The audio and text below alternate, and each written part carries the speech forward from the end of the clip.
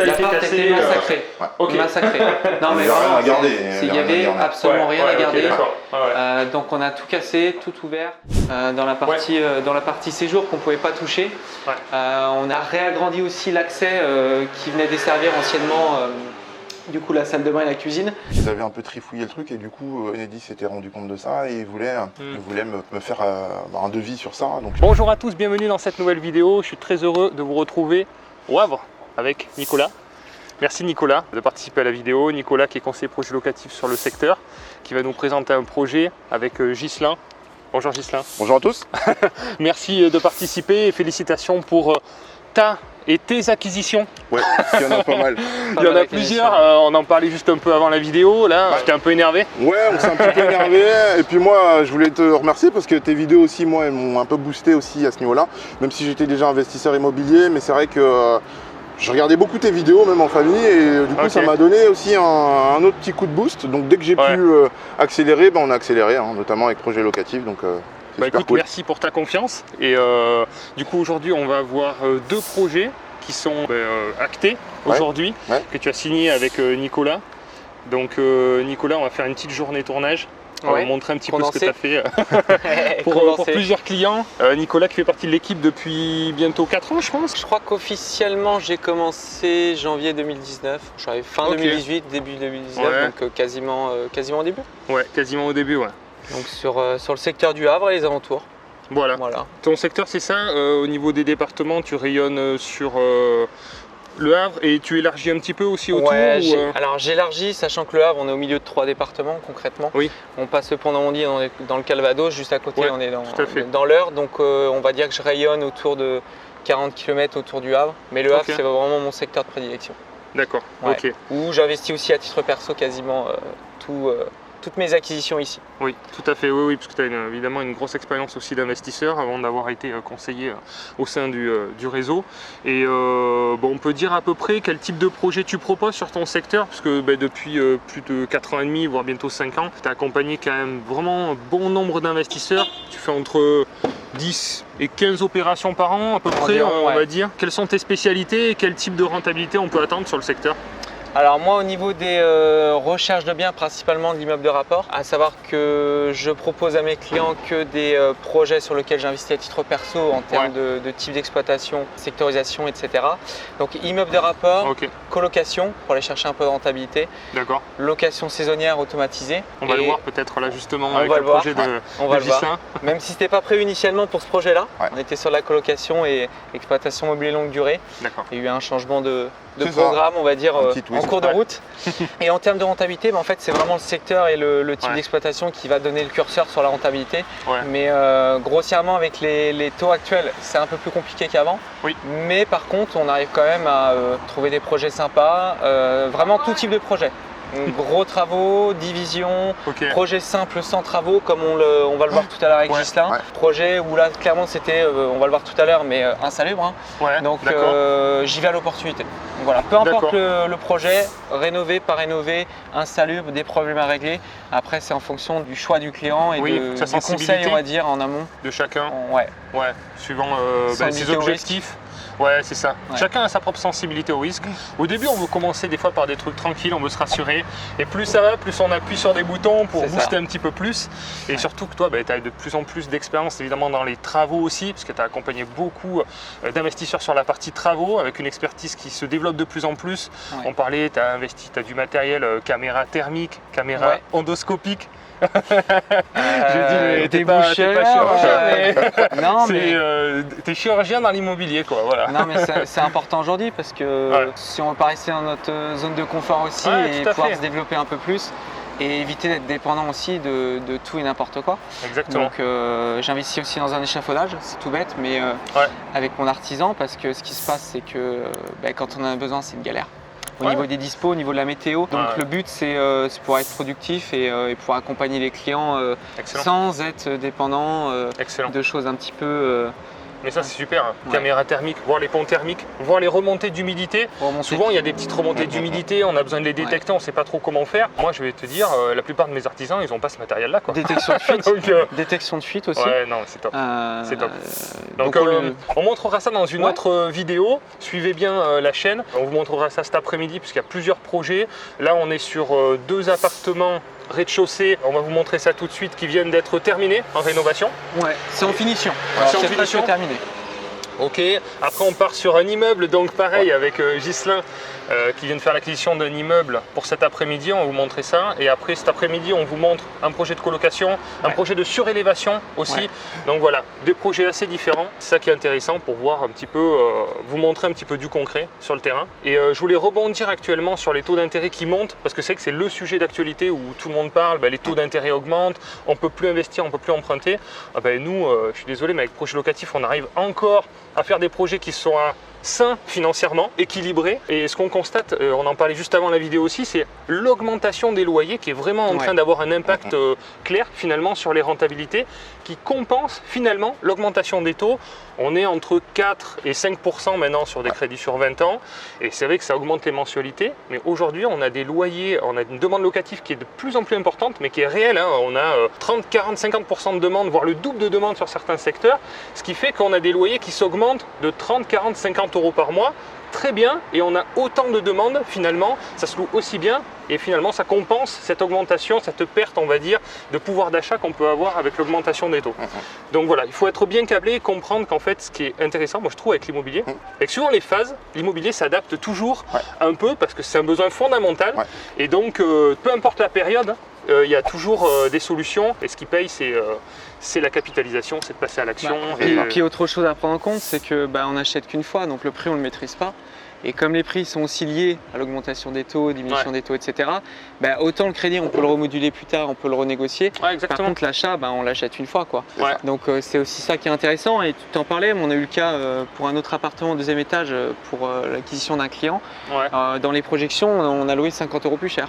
Et oui, c'était pas du tout prévu. Même moi, j'avais des barrières limitantes où on s'est dit non, mais ça va. Mais oui, bien sûr. On avait des projections beaucoup plus basses et ça s'est loué. D'ailleurs, c'est loué depuis quelques jours seulement. D'accord. Donc, il ne faut pas hésiter aussi à s'adapter au marché. Et des fois, on se met des barrières en disant on va rester dans les clous, dans ce qu'on faisait avant, mais finalement, en fait, ça passe. Non. J'ai plein de conseillers au téléphone et tout le monde est très surpris de la possibilité d'augmenter les loyers par rapport à la demande finalement qui est forte. L'offre et la demande. Et puis après, je pense qu'il ne faut pas se limiter sur les taux parce qu'en fait, historiquement, les taux étaient déjà plus élevés. On a connu une période de 15-20 ans où c'était anormalement bas en fait. Donc avoir des taux à 0,5, 1%, c'est pas dans la norme. Donc aujourd'hui, on rentre dans la norme, même si les taux vont peut-être dans l'avenir un petit peu baisser. Mais en tout cas, on est sur des taux qui permettent encore de faire des choses. L'essentiel, c'est d'avoir un équilibre financier. Je pense qu'après, il ne faut pas non plus s'imaginer qu'on va être rentier avec 1 ou 2 biens. Je ne pense pas que ce soit la bonne approche. Mais par contre, faire des projets qui soient sains et équilibrés financièrement, c'est ce qui est le plus important. Exactement, encore une fois, c'est des effets de levier. Même si la banque gagne un peu plus d'argent et nous on en gagne un peu moins, à partir du moment où c'est la banque qui finance, et nous on capitalise tous les mois de l'enrichissement, c'est des effets de levier. Mais moi je suis content que la banque gagne de l'argent, parce qu'après elle sera amenée à prêter un petit peu plus. Mais comme tu dis, c'était tout à fait anormal puisque la banque empruntait à des taux négatifs. C'était totalement illogique, ça ne pouvait pas durer. Et tous ceux qui ont connu effectivement que cette période-là ont peut-être du mal à donner un peu plus d'intérêt. Mais moi j'ai connu, comme tu dis, ça fait 15 ans que j'investis, les taux qui étaient à 4-5%. Et ça posait aucun problème avec ça. C'est que l'augmentation était tellement rapide que du coup ça a déstabilisé un petit peu les investisseurs qui étaient habitués à avoir tel taux. Mais c'est un vrai partenaire, la banque c'est un vrai partenaire, c'est comme ça qu'il faut le voir. Donc, on a besoin d'eux, ils ont besoin de nous aussi et il faut mettre le curseur au bon endroit pour essayer de faire... Mais l'idée, c'est je pense que la grosse tendance du marché, c'est de se professionnaliser. C'est-à-dire qu'aujourd'hui, avec les conditions actuelles, le marché va s'écrémer. Les investisseurs qui n'étaient pas forcément solides et qui n'avaient pas forcément des relations très saines avec leur banque, ils vont avoir des problèmes pour se financer. Et aujourd'hui, avoir un vrai partenaire de confiance qui est la banque, entretenir cette relation, c'est hyper important. Donc c'est pour ça que moi aujourd'hui, je ne suis pas trop favorable à renégocier, par exemple, des assurances emprunteurs, etc. Aujourd'hui, il faut, parce que les banques, en fait, elles ne vont pas vous le dire frontalement. vraiment, mais elles n'aiment pas ce genre de choses. Donc quand vous voulez voir votre banquier plusieurs fois, il vaut mieux éviter ce genre de choses. Si c'est pour la résidence principale une fois et qu'on n'a pas la tendance à être investisseur immobilier, très bien, il faut y aller, ça fait des économies. Mais quand on a envie de multiplier les investissements, c'est très important en fait de travailler cette relation avec la banque, c'est hyper important. Ouais, relation dans la durée, que tout le monde soit gagnant, parce qu'on l'oublie, mais une banque est une entreprise commerciale. Donc c'est du commerce avant tout. Ouais. Bon, eh ben, c'est parfait, on vous montre tout ça. Allez, c'est parti. Allez.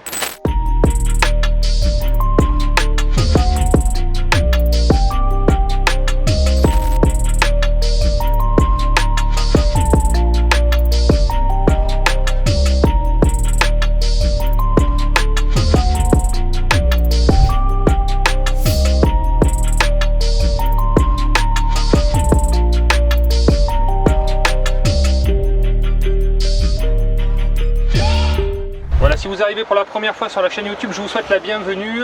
Je vous trouverai ici des conseils pour investir dans l'immobilier, comme avec des personnes comme Nicolas, qui nous partagent plein d'astuces. Et je co-dirige aussi la société Projet Locatif. Vous avez un lien en description.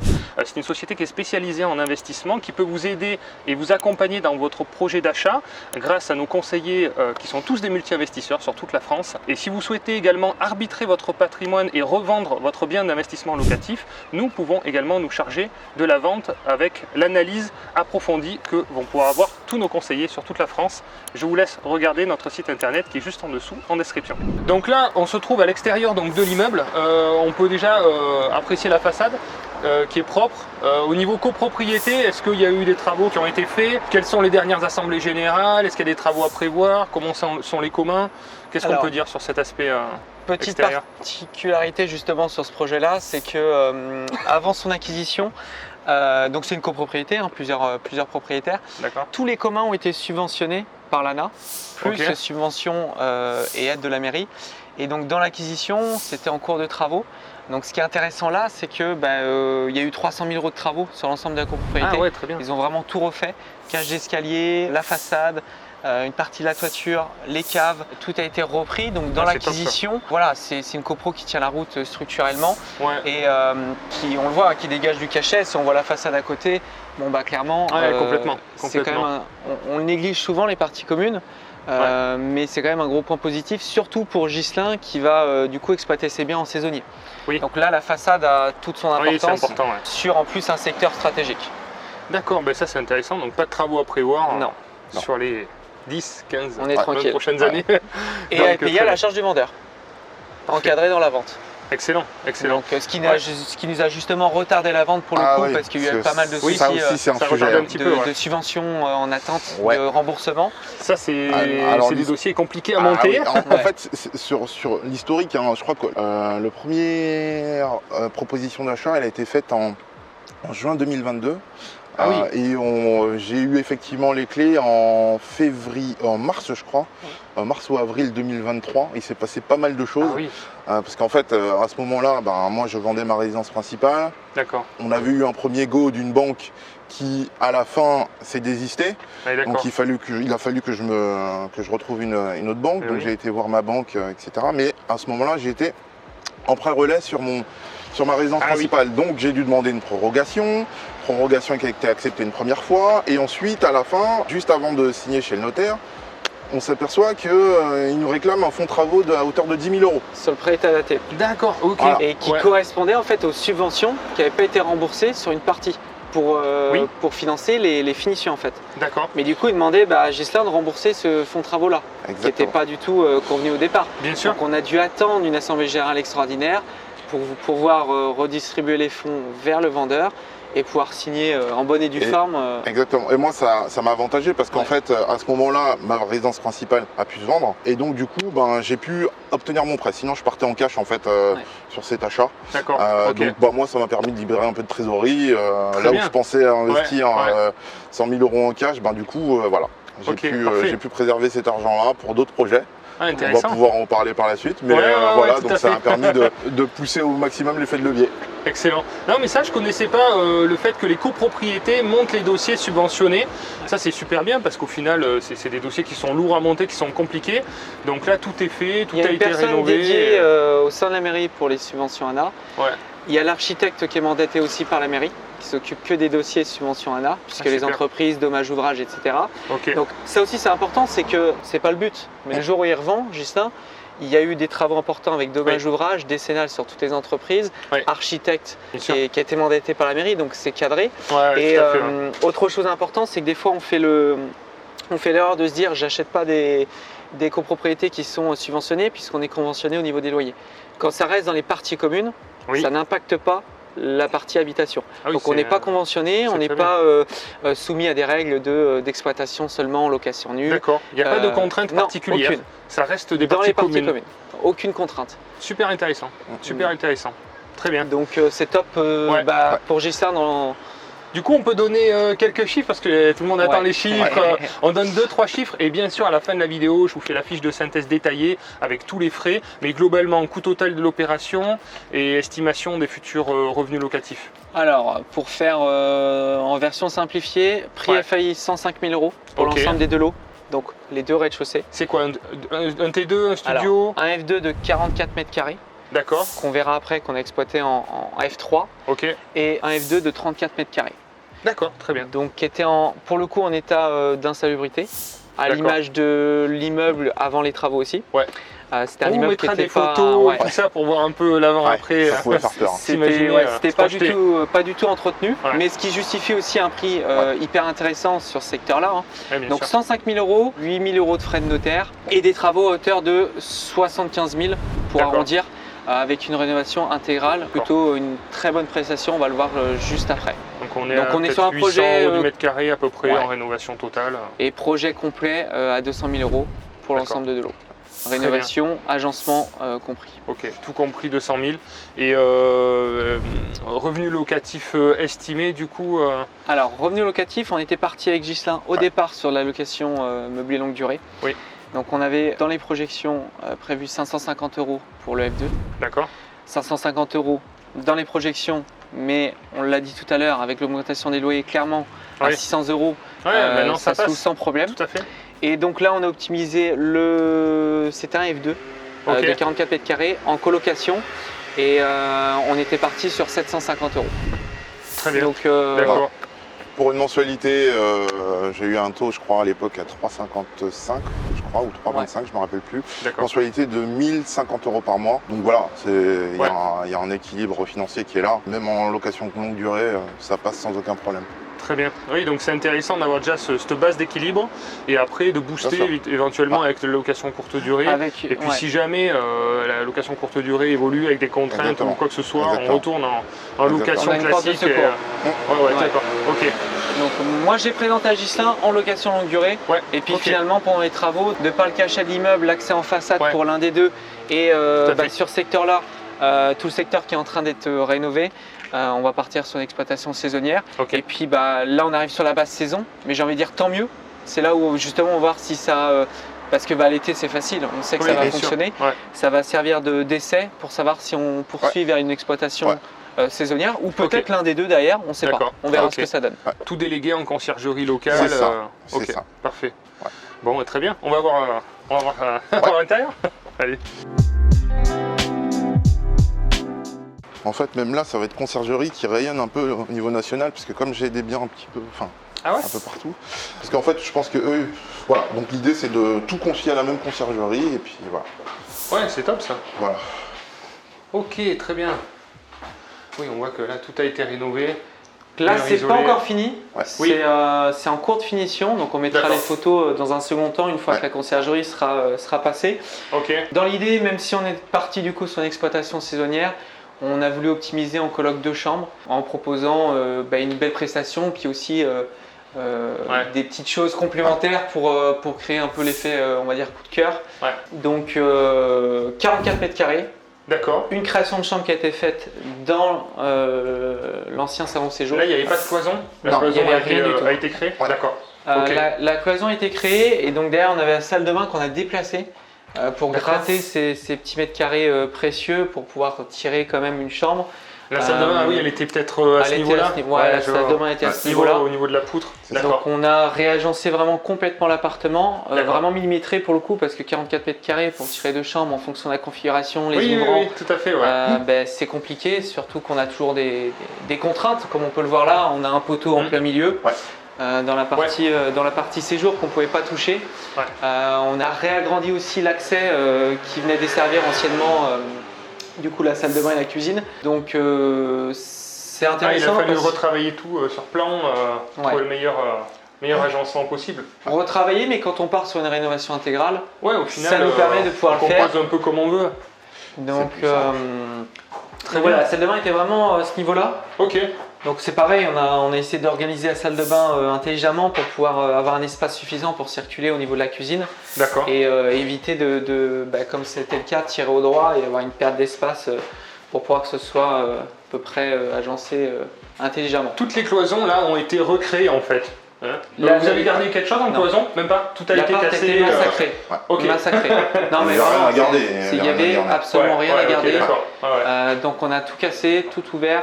Et il y a même encore de l'amiante qu'on a découvert dans les parties privatives qu'on n'avait pas dans les diagnostics. Et donc on est reparti vraiment de zéro. Tout neuf. Avec toujours pareil, une rénovation qui est liée aussi au DPE. Voilà, donc on part sur une rénovation intégrale, donc on isole les murs en 120 côté extérieur, on met des VMC hygrométrie type B, on met des ballons d'air chaude qui sont vraiment dans l'idée, on ne va pas revenir dessus, on fait une rénovation intégrale, c'est pas pour revenir dessus, donc on essaye d'optimiser pour la partie DPE. Du coup, vous avez le DPE de cet appartement ou pas encore? Pas encore fait. Pas encore. On peut facilement estimer, j'allais dire du C, D, mais au moins C. Au moins D, pardon, et peut-être C. Ouais, c'est ça. Parce que là, on attend, en fait, comme on va changer les menuiseries, c'est le seul truc qui reste de l'origine. Donc ça va aussi participer à améliorer un petit peu le DPE. Donc une fois que ce sera posé, on va pouvoir refaire le diagnostic. Mais je pense que oui, on peut valablement partir sur du D à minima. Du D, en plus, alors, changement de menuiserie, mais en plus, volet roulant solaire. Les volets roulants, ça rentre en compte aussi, des fois on l'oublie, dans les DPE. Ah, je sais pas. Ok. Ça rentre compte dans les DPE. Consommation du volet qui se baisse. Mais c'est le fait d'avoir quelque chose, un volet. Alors même si c'est un volet en bois, ça rentre en compte dans le DPE. Ah, l'isolation? Ah oui, le type de volet. Ah oui, d'accord, ok. Et la seule chose, c'est qu'on est au rez-de-chaussée, évidemment, donc DPE défavorisé, et qu'on est quand même soumis à la copropriété. C'est pas isolé au niveau de la cave, mais ce ne sera pas nécessaire, en tout cas au niveau à l'instant T, puisque les DPE seront déjà bons. Au niveau du D, on sort des réglementations, des obligations dans les années à venir. C'est qu'en 2034 que les E seront interdits, donc on a quand même le temps de voir venir. Et nous, on constate que des écarts incroyables suivant les diagnostiqueurs. Donc on en fait passer un, il est en D, on en refait passer un, il sera en C, on en refait passer un, il sera peut-être en E. Donc c'est un peu dingue, hein. Parfois la meilleure économie c'est de faire passer plusieurs diagnostiqueurs. C'est un peu. Tout à fait. C'est pas un truc à conseiller, mais parfois on en vient à ce niveau d'extrémité. 150 € de plus, on teste et puis on en refait passer un. Moi je l'ai fait, on l'a fait tous. Et force est de constater c'est que ça fonctionne et que tout le monde n'a pas la même analyse, ne va pas rechercher en profondeur les matériaux. Et le mieux, l'idéal, c'est d'être présent au moment du diagnostic et de dire là il y a de la laine 220, regardez il y a la facture, là ça c'est isolant, c'est un verre qui est étend, machin. C'est hyper important ce que tu dis parce que nous on a le cas souvent et justement c'est ce qui nous permet aussi de faire des bonnes affaires. Moi ça m'est arrivé d'acheter pour le coup souvent du G, mais du G qui n'était pas justifié et on profite du G pour avoir un prix attractif et derrière c'est là où c'est important d'être bien entouré. Je fais venir mon diagnostiqueur et là on reprend tout de A à Z et on se rend compte que dans le DPE de toute façon c'est simple, c'est marqué isolation inconnue, donc on sait que le travail n'a pas été fait. On reprend tout et des fois ça nous arrivait de partir du G arriver en E sans aucun travaux. Mais par contre ça nous permet c'est aussi ça les bonnes affaires, c'est avoir cette analyse là, être bien entouré et aussi être formé. Moi je suis formé aussi sur les DPE. Alors formé entre guillemets, pas forcément officiellement, mais à titre personnel et avec mon diagnostiqueur pour aussi mettre. C'est hyper important aujourd'hui. C'est un sujet tellement important et un sujet où concrètement personne ne comprend rien pour parler grossièrement. Donc se former c'est important pour soi, mais aussi dans l'accompagnement, puisque quand quand on se fie des fois au DPE et aux travaux qui sont envisagés, finalement on se rend compte qu'avec parfois beaucoup moins de travaux, on arrive à obtenir des lettres qui nous conviennent pour la location. Donc ça c'est hyper important. Je suis d'accord. Bon, très bien. Du coup, petite chambre derrière. C'est ça. Ouais. Ok. Et ce qui est pas mal, c'est que les chambres sont pas côte à côte. Donc ça c'est bien aussi. Je trouve que c'est un plus. De ne pas avoir les chambres côte à côte. Des fois, pour une vie de couple et un enfant, c'est pas mal de pas... On avait hésité à faire une salle de bain privative aussi ici. Mais finalement, 2 chambres. Salle de bain privative, souvent on part sur 3-4 chambres. On essaye de mettre plusieurs salles de bain. Là, il n'y a que 2 chambres. C'était pas forcément pertinent en termes de retour sur investissement. Donc on a privilégié une grande salle de bain en plus qui est bien configurée, il est au milieu. Donc voilà, pour circuler, c'est... comme tu le disais, des chambres à l'opposé, avec une télé dans chaque chambre, on met vraiment tout, en prise RJ45, télé dans chaque chambre, vraiment tout équipé. Très bien. Pour pouvoir proposer aussi une location avec des loyers plus importants. Même si je leur dis, ça va être une exploitation saisonnière pour tester. Mais dans l'idée, on était parti, il faut toujours avoir une porte de secours. Si demain ça redevient une colocation de chambre, on aura optimisé les travaux convenablement. Donc il change juste, il reste encore les menuiseries à changer, volets roulants. Et puis normalement, là on est en septembre, début octobre, j'espère. Exploitation début saisonnière. octobre, on pourra commencer l'exploitation. Top. Donc voilà. Après, c'est vrai que c'est une réno qui a quand même été de qualité. Hein. Bon, moi, j'ai un parti pris, c'est que tous les appartements que j'ai, je m'y projette. C'est-à-dire il faut que je puisse y vivre. Je veux pas chercher un truc où tirer au maximum la renta et après se retrouver avec des logements qui sont peut-être bien, mais où on pourrait pas s'y voir y vivre. Moi, typiquement, juste avant la vidéo, j'ai dormi là. J'ai pu tout tester et franchement nickel. C'était bien. La chambre un petit peu à l'écart en plus de la route et tout. Non, c'est sûr. Mais je suis tout à fait d'accord. Il y a pas mal d'investisseurs. Non, mais vous projetez pas. C'est pas vous qui allez vivre dedans. Moi, je suis tout à fait d'accord avec toi. Il faut s'y sentir bien. Il faut faire comme pour soi. Et quelque part, s'il y a des logements qui ne doivent pas se louer, ça sera pas le tien parce que tu seras dans le top des prestations proposées. Donc, je pense que c'est la bonne position à avoir, quitte à avoir peut-être un petit peu moins de renta et plus de tranquillité dans le temps. En fait, parler avec beaucoup d'investisseurs parce que vous êtes quand même parti sur un développement de patrimoine assez important, tu as des objectifs et tout ça, et donc c'est vrai que la capacité mentale à absorber dans la durée, peut-être des vacances locatives, des problèmes à gérer et tout ça, prend vraiment de l'importance. Et donc il ne faut pas le minimiser, surtout si on veut vraiment développer un gros patrimoine, il faut partir avec le top dès le début et bien faire les choses. De toute façon, de manière générale, dans l'immobilier, en tout cas moi avec l'expérience que j'ai, on consacre beaucoup d'efforts au début.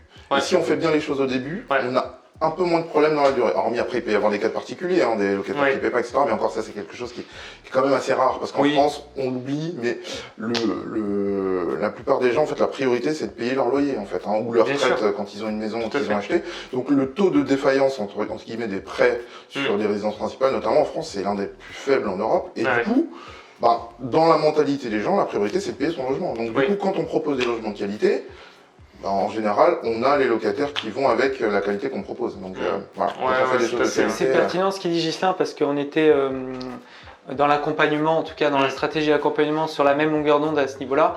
Et c'est vrai que souvent, quand on dit que l'immobilier n'est pas fait pour tout le monde, c'est la gestion du stress. Le meilleur investissement, c'est celui qui nous fait bien dormir aussi.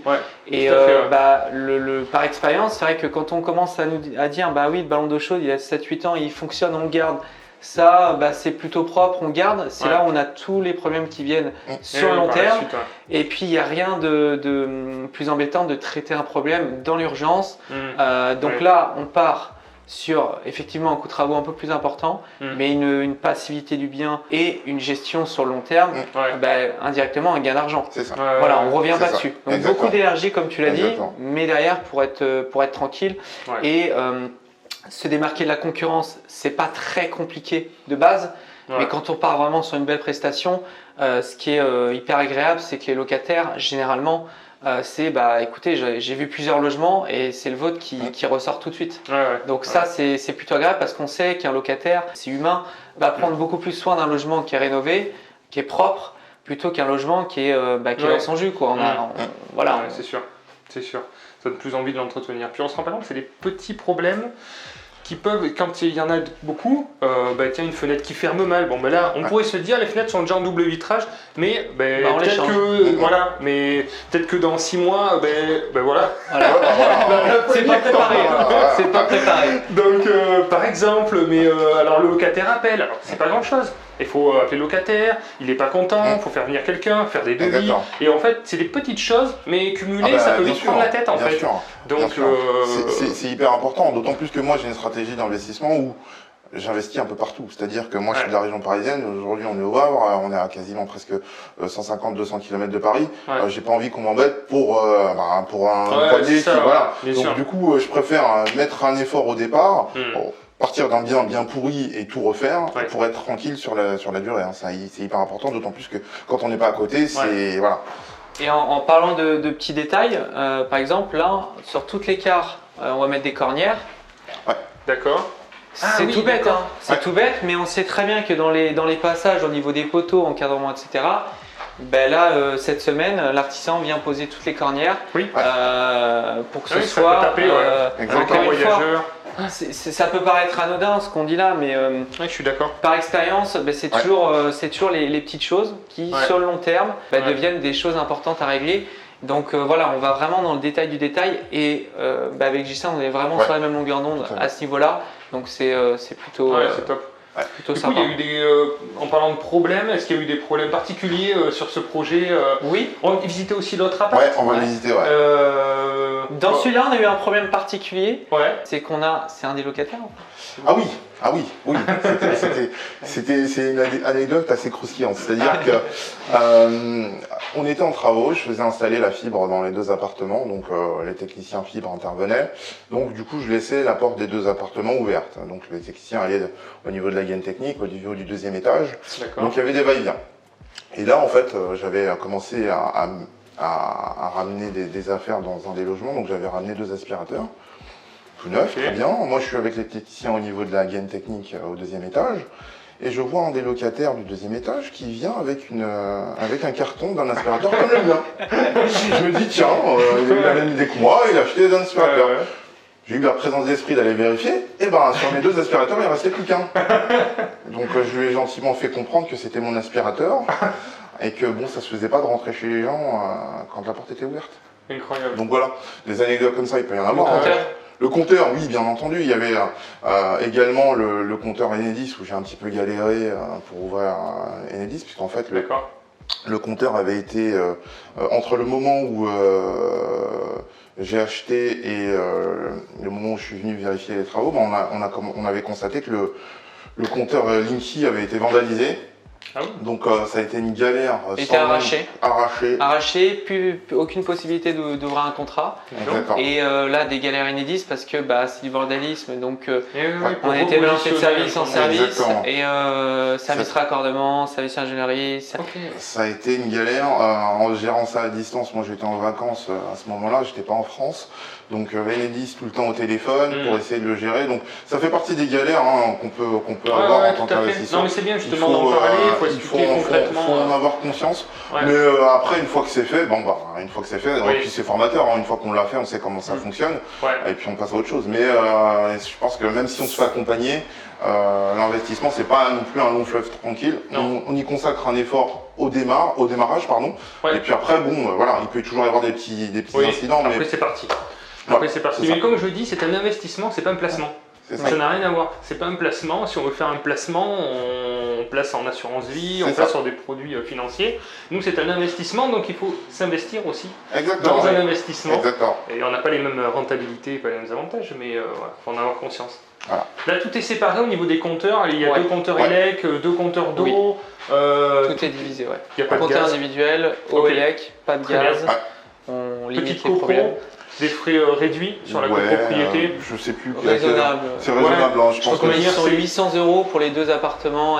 C'est pas Alors, comme on le disait en plus, des montants de charges de copro qui étaient calculés aussi avant la rénovation. Oui, d'accord. Donc je pense que peut-être que dans l'avenir ça va diminuer un petit peu parce que là clairement il n'y a rien à prévoir pendant X années. Très bien. On va voir les communs et l'autre appart du coup. C'est parti. Allez. Waouh. Ah oui, c'est joli, c'est cool. C'est sympa. Ah ouais, sympa. Excellent. Ouais, c'est pas mal. Ah, c'est un petit détail, mais c'est sympa, ouais. C'est joli. C'est le petit truc. Mais mais c'est ça, j'aime beaucoup. C'est sympa. Ouais, parce que mine de rien, faire un coffrage comme ça, c'est quand même du boulot. Ouais. En fait, c'est que j'en ai fait moi chez moi des trucs, des corniches et tout. Ouais, voilà. Moi c'est pareil. J'avais fait chez moi. J'avais fait une salle de cinéma comme ça. J'avais fait des corniches et tout. Ouais, et après, quand j'avais été chez Nico, j'avais vu qu'il avait fait. Il m'a dit que son artisan s'il le faisait. Je me suis dit allez. Ouais. Alors bon, moi, franchement, je suis un bailleur qui est, entre guillemets, quand je mets mes trucs en location, bah là, clairement, on n'a pas besoin. Hein. Ouais. Mais moi, j'aime bien me faire mes petits kiffs, quoi. Mais oui, bien sûr. Voilà. Bien sûr. Bon, ouais, mais c'est le petit plus qui fait sympa. Les locataires, ils vont inviter leurs copains, on y retard. Et voilà, là, en fait, le Linky, il est là.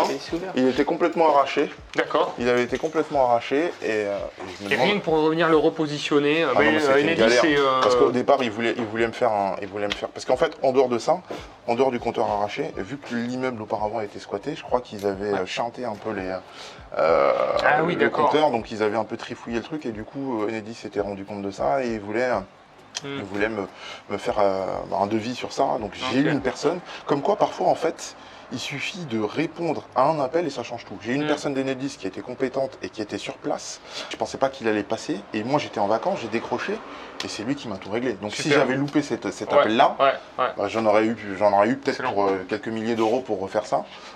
Donc voilà. Ça, du coup, il y a eu des frais pour la remise en place du compteur ou non? Tout a été pris en charge par Enedis. De toute façon, sur le principe, c'était à la charge de la copro. Oui, pour le coup. Oui, donc, mais on voulait éviter de passer par la copro au niveau délai parce qu'on sait très bien comment ça se passe et on a bien fait. Ouais. Ok, donc la partie commune rénovée, on voit, c'est propre. Ouais. Il reste encore quelques finitions, mais dans l'idée, on avait même un échafaudage dans les parties communes. Ils ont changé vraiment tout l'escalier jusqu'au 4e étage. L'escalier est neuf aussi? Ouais. Tout est neuf. Ouais, c'est top. Tout est neuf, les caves, tout a été repris de A à Z. Déposer les planchers bois existants au niveau du rez-de-chaussée, donc les appartements de Ghislain. Les 2 planchers bois ont été déposés à neuf. Complètement. Incroyable. Donc encore une fois, encadré dans la vente. Ouais. C'était à la charge du vendeur. Donc quand Ghislain est devenu propriétaire, les travaux de la copro étaient payés par le vendeur. Exactement. Très bien. Et du coup, au lieu du plancher bois, maintenant on est en dalle béton. Ouais. Et le truc, c'est qu'il y avait des carreaux, du carrelage qui était déjà posé, qui était propre, neuf, mais il n'allait pas être raccord avec le reste. Donc du coup, on a quand même mis du PVC à clipper par-dessus.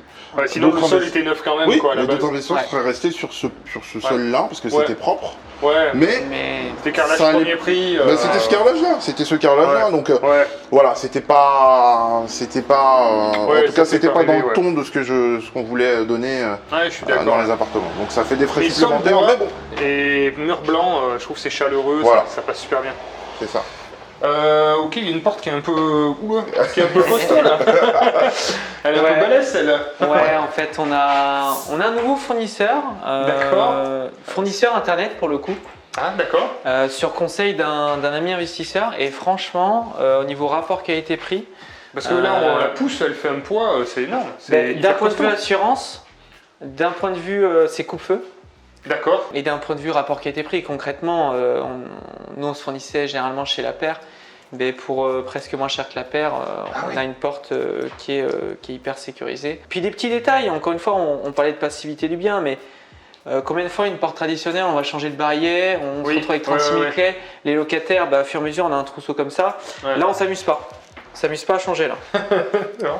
Voilà, on ne s'amuse pas à changer et même les locataires apprécient d'avoir une porte qualitative. Ouais, c'est hyper costaud. Voilà, coupe-feu.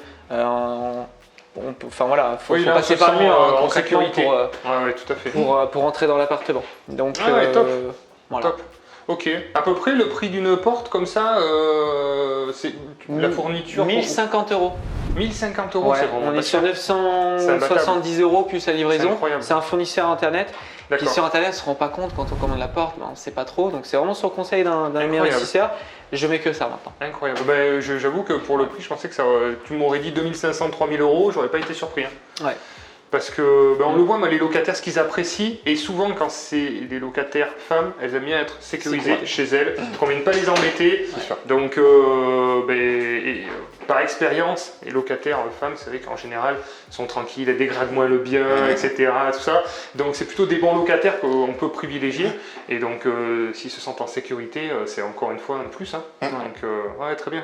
Ouais. Ça. Donc là, pareil, vous avez tout cassé ou vous avez gardé les petites choses? Non, reste que les menuiseries. Exactement qui vont jarter. La même chose que l'appartement d'à côté, sauf que c'est une plus petite surface, donc on exploite ça en F2. On a juste réagrandi aussi parce que historiquement ici, c'était des locaux commerciaux qui étaient déjà passés en changement de destination au moment de l'acquisition depuis quelques années. Mais on avait un espace très réduit, donc on a agrandi l'ouverture pour profiter aussi du… Bon, là, porteur, là? Non. C'était porteur, mais on a pu agrandir quand même, sans impact. Et pouvoir avoir une circulation plus sympa. Et puis aussi, bon, là c'est fermé, mais une humidité plus importante. Oui. Donc, là, la fenêtre va être changée avec volet roulant solaire. C'est en cours de livraison. Ce sera fait incessamment sous peu. Donc voilà, mais dans la même prestation, on reste… Cuisine équipée, très bien. Four plaque haute, frigo… Bien, du qualitatif quand même, on essaye de mettre des hottes, voilà, c'est pas grand chose, ça coûte pas beaucoup plus cher, mais c'est voilà, le petit truc qui fait la différence. Très sympa. Très sympa, ouais, carrément. J'avoue. On essaye de jouer un petit peu sur l'électroménager, les matériaux, on peut le voir aussi dans la salle de bain, on met du marbre. C'est plus qualitatif, les locataires les apprécient. On joue aussi sur la colonne de douche. C'est des petits détails qui ne coûtent pas beaucoup plus cher, mais vraiment qui font la différence. C'est la valeur perçue se trouve dans les détails. C'est vrai, hein. En fait, des interrupteurs de qualité, pas des trucs du bien sûr. On l'oublie aussi, mais au moment de la revente, même si ce n'est pas prévu aujourd'hui, on peut cibler une population autre de personnes qui sont prêtes à mettre le prix. Parce que c'est qualitatif, ils n'ont pas ça ailleurs. Et en connaissance de cause, des fois on se dit c'est des gens qui sont méconnaissants du marché IMO, pas du tout. C'est des gens qui sont là, juste ils ne veulent pas s'occuper des travaux, ils n'ont pas le réseau, ils veulent quelque chose de qualitatif. Et moi j'ai déjà vendu même plus cher que le neuf de la rénovation de l'ancien parce qu'en face on avait une prestation qui était irréprochable. Donc de qualité, ça, on ne peut pas se le permettre sur quelque chose qui est juste rénové simplement. On va vendre au prix, c'est certain, mais on ne va pas aller chercher au-delà. On pense toujours à la revente de toute manière, on est investisseur, même si le but c'est de faire du locatif. C'est important. En fait, je pense que quand on est investisseur locatif, même pour soi quand on achète sa RP, donc là, on a toujours la projection à la revente. Bien sûr. Et là, typiquement, on a mis du gros et partout. Moi, j'aurais pas voulu mettre toujours pareil, une télé dans chaque chambre. Je suis d'accord, c'est un peu plus cher. Et donc une chambre qui n'est pas très grande, mais qu'on a essayé d'optimiser au mieux pour avoir quelque chose de sympa quand même. Le micro-ondes premier prix, je m'en fous. Clairement, je suis d'accord. Par contre, la robinetterie, c'est important. Ouais, mais je suis d'accord. Robinetterie, c'est pareil. Moi, je mets et même derrière aussi, tu sais, pour tout ce qui est plomberie. Nous, c'est CDO. Plomberie, on se fournit chez CDO. Oui, c'est le matériel professionnel. Et plomberie, on met que du multicouche. L'électricité, on part sur du Schneider ou du Legrand. Ça, c'est vraiment des coûts qu'on peut, au début, par erreur, se dire c'est un interrupteur, c'est un interrupteur.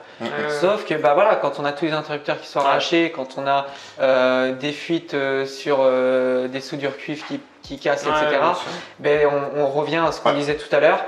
C'est plus passif. Voilà. Oui, on investit pour au moins les 20 prochaines années. Donc, ça. Bon, travaux, isolation des plafonds aussi. Ça a été prévu. Isolation des plafonds, isolation pareil, tous les murs qui donnent sur l'extérieur en 120 mm. Très bien. Ça, c'est important aussi, mur des plafonds. C'est pareil, c'est un sacré budget. Alors, ça coûte cher.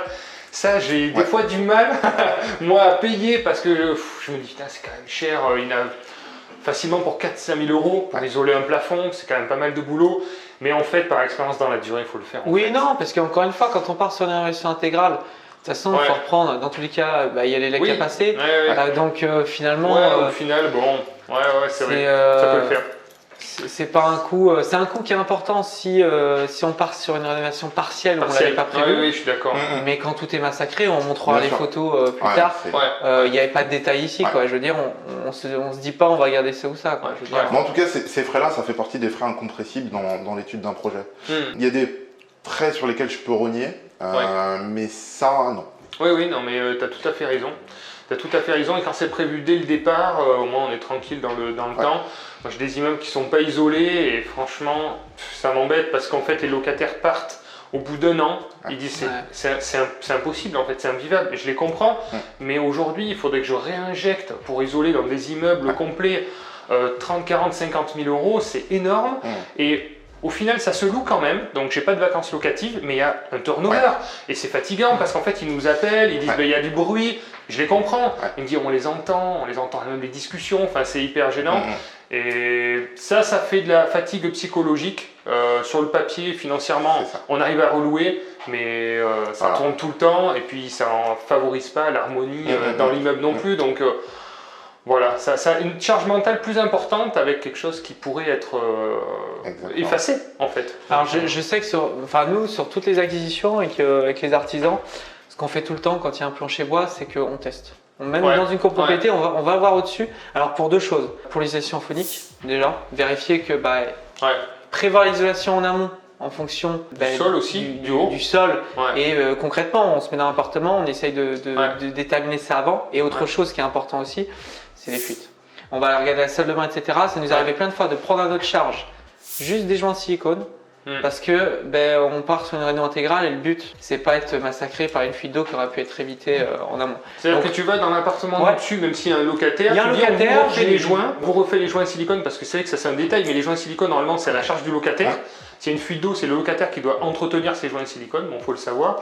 Et tu as tout à fait raison, il vaut mieux faire passer un artisan, il va passer un quart d'heure à refaire des joints, parce que les locataires le refont jamais. C'est ça le problème. Donc, c'est bien, c'est dans le détail. Encore une fois, c'est un petit détail, mais j'ai tellement été embêté sur des fuites d'eau après rénovation.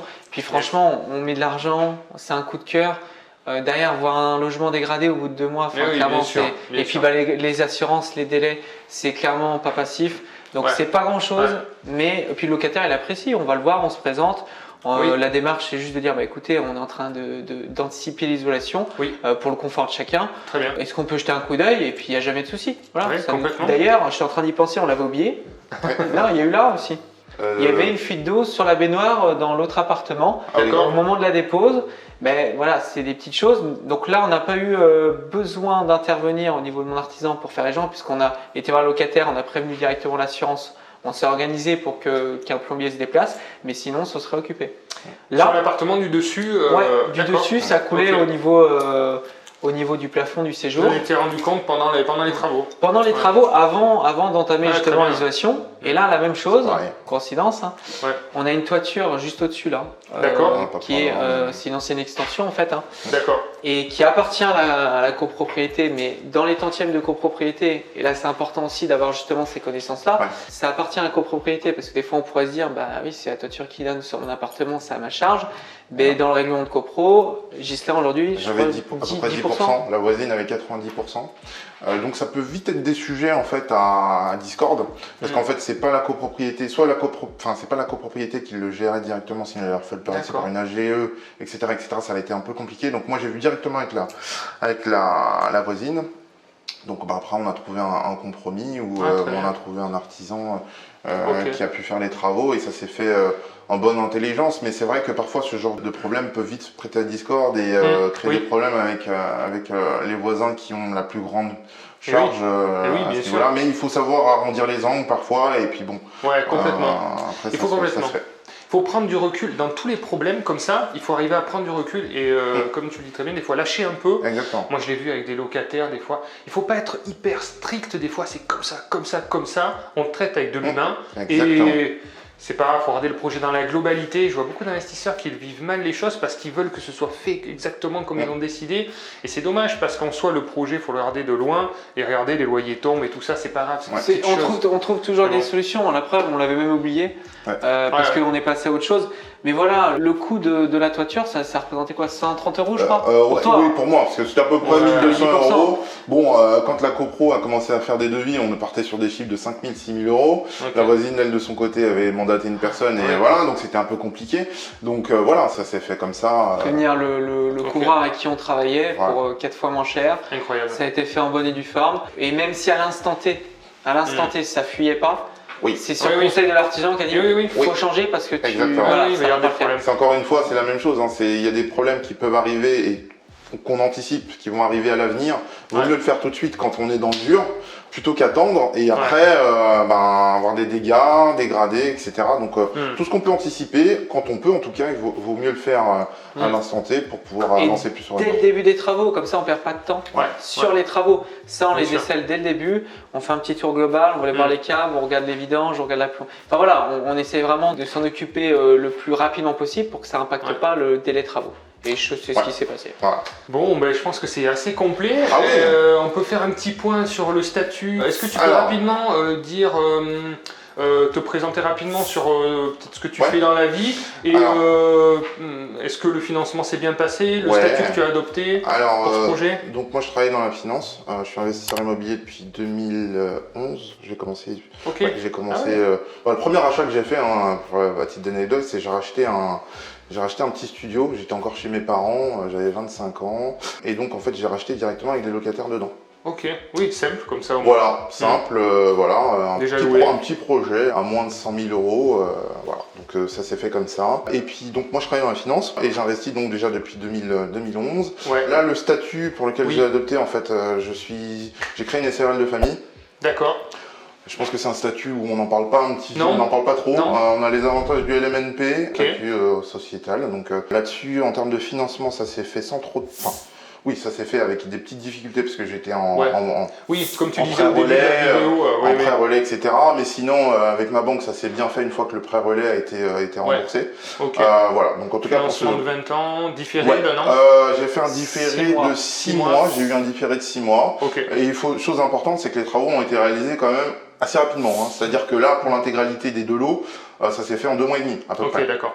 Donc ça a été vraiment rapide, l'artisan a bien... On anticipe les signatures toujours. Au moment où on a les heures de prêt, on anticipe les signatures et on se met d'accord avec l'artisan pour dire ok, tu peux démarrer tant, même si c'est préprogrammé dans l'emploi du temps.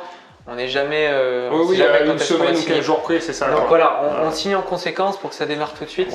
Et c'est l'optimisation, tout simplement. Donc là, je suis toujours dans le différé. Puis voilà, donc en termes de financement, ça c'est... il y a eu des difficultés au début, mais ça s'est fait une fois que ma situation personnelle s'est un petit peu éclaircie. Alors, SARL de famille, si on peut en parler un petit peu plus, donc c'est en famille, on n'est pas obligé de dire avec qui tu investis, mais l'avantage du statut, c'est comme tu dis, on peut déduire l'ensemble des frais au même titre que le LMNP, donc l'amortissement du bien, et puis tous les frais de notaire, d'agence. Frais d'agence, travaux, mobilier, enfin l'amortissement par composant classique comme le LMNP. Exactement. Et on bénéficie de la plus-value des parts. Voilà, avec un statut finalement encadré en société, donc c'est assez intéressant. Et donc là, l'avantage aussi de la société, c'est qu'on déroge un peu aux règles du HCSF, donc voilà, c'est aussi assez important de le dire aujourd'hui, puisque en nom propre, on arrive vite aux 35% assurance incluse. Donc le statut sociétal, et c'est ce que je disais au début, c'est qu'aujourd'hui, on rentre dans une ère où il faut davantage se professionnaliser. Même dans le montage du dossier, moi, Nicolas, il sait très bien, moi, quand je pars sur un projet, je monte un PowerPoint, avec les projections, etc. C'est hyper cadré et puis en fait les banques adorent ça. Moi les retours des banquiers c'est qu'ils disent que je suis super réactif, etc. Donc ils ont envie de ça montre le sérieux. Exactement. En fait c'est rassurant de voir d'ici mais autant d'énergie et de professionnalisme rien que pour nous présenter son dossier. Le projet il va super bien le mener en fait. C'est une question de confiance. Bien sûr après ils ont besoin d'avoir toutes les informations nécessaires, donc la constitution du dossier, mais de montrer qu'on passe du temps à rien qu'à ça, on se dit mais en fait ça montre le sérieux d'une personne. Présenter un projet en banque c'est bien, mais c'est aussi montrer ce qu'on sait faire après rénovation. C'est montrer le résultat. Parce que, tout à fait, c'est ce que je fais. Moi, c'est un conseil aussi que je donne, un petit tip, c'est que quand vous faites un projet, notamment quand il y a des lignes de travaux importantes, c'est bien d'envoyer un petit mail à son conseiller, de faire l'avant, l'après, et comme ça, dans sa tête, il se dit, il a réussi à mener à bien ce projet. Pour la suite, on peut lui faire confiance. Pour la petite anecdote, ça m'est déjà arrivé d'inviter dans un de mes saisonniers mon banquier. Ah ouais. Faire un week-end sur un de mes saisonniers qui m'avait financé. Et alors, c'est pas grand-chose. Hors saison, sur une date qui était pas forcément prise, ça me fait plaisir. Et quand on va revoir le banquier, on n'a plus du tout la même considération. C'est pas juste un nom, un prénom, une étiquette. Et puis ça montre aussi, encore une fois, sur le terrain, entre ce qu'on prévoit et ce qu'on fait, il y a quand même quelque chose d'intéressant qui ressort. Sur le long terme. Ah, ça aide beaucoup, ça aide beaucoup sur la durée. Évidemment. Surtout aujourd'hui avec les financements. Et le statut société, c'est très bon point aussi, comme tu dis Ghislain. Nous on le voit beaucoup, les statuts sociétals sont plus finançables que les statuts en nom propre actuellement. Donc voilà, le problème c'est l'encadrement avec les nouvelles règles HCSF qui se sont durcies. Mais la SCI à l'IS ou la SRL de famille ou des sociétés un peu plus commerciales, encadrées avec des holdings éventuellement. Exactement. Mais voilà, quand on est professionnel, actuellement ça se passe beaucoup mieux pour le financement. Effectivement. Bon, est-ce que tu as été satisfait? Ça s'est bien passé l'accompagnement entre... clairement, moi aujourd'hui Nico, c'est pas un simple conseiller projet locatif, c'est un ami, c'est-à-dire que voilà, j'ai été chez lui, j'ai vu un petit peu les travaux qu'il a pu faire, donc la relation qu'on a, c'est une relation vraiment de proximité. À titre d'exemple, c'est-à-dire que tous les projets que j'ai fait avec Nico, j'ai rédigé la promesse d'achat avant même de visiter le bien. Donc donc ça s'est fait comme ça à chaque fois. Ça montre la confiance, oui. Voilà, donc là-dessus, avant même que j'achète, il me dit Ghislain, tu vas acheter. Effectivement, j'achète. Voilà. Non mais c'est vrai que c'est la réactivité aussi, c'est super important et tu as su aussi être réactif pour bloquer les biens parce que Nico filtre aussi ses acquéreurs beaucoup parce que effectivement une bonne affaire c'est hyper frustrant quand on est conseiller sur le terrain tous les jours pour trouver des bonnes affaires grâce au réseau, d'avoir l'affaire qui nous passe sous le nez et même le réseau que tu as réussi à développer en local. On parlait aussi de l'immeuble, on va arrêter parce qu'on va faire sur la prochaine vidéo mais c'est incroyable, tu es là au bon moment, au bon endroit avec le conseiller qui t'appelle, toi tu réagis très vite, tu as booké l'immeuble direct. Il n'y a pas de hasard. C'est ça qui fait, donc toi ça te décrédibilise aussi quand tes clients ne sont pas assez réactifs. Donc voilà, toi aussi c'est pareil. C'est un bon travail d'équipe, quoi, je pense. C'est une relation long terme aussi avec les agences avec qui je travaille. Quand c'est fluide, quand ça va au bout et quand c'est cadré, encore une fois, c'est moi qui vont appeler plutôt que quelqu'un d'autre. Oui, bien sûr. Donc c'est important de pouvoir filtrer ça. Financière donc du projet, on est bien donc sur un ensemble de 2 appartements, le montant d'acquisition qui est de 105 000 €, les frais de notaire de 8 000 €, les travaux donc de 75 000 € pour la rénovation des 2 appartements meubles compris, les honoraires projets locatifs qui sont de 12 000 €, ce qui nous fait un total de 200 000 €. Le montant emprunté est de 174 000 €, le client a mis un petit apport dans le projet. L'emprunt est sur une durée de 20 ans et les mensualités sont de 1 051 €. Au niveau des revenus locatifs, donc il y a 2 appartements, un appartement qui sera loué en colocation 2 chambres avec un revenu de loyer hors charge à 750 € par mois et un appartement T2 qui sera loué 550 € par mois, ce qui nous fait 15 600 € par an de revenus locatifs hors charge. Ensuite, au niveau des charges, une petite taxe foncière à 900 €, un peu de frais de copro, une assurance propriétaire non occupant et le crédit qui représente la plus grosse partie, ce qui nous fait 14 662 €. Et donc un différentiel de cash flow positif de pratiquement 1 000 € par an sur ce projet, donc des bons équilibres avec une rénovation totale et un projet finalement assez passif dans la durée. Très bien, bon, merci pour cette visite. Merci pour l'explication. Et puis on passe à la suite et puis on se retrouve très vite. Pensez à vous surtout. Passez à l'action. Ciao.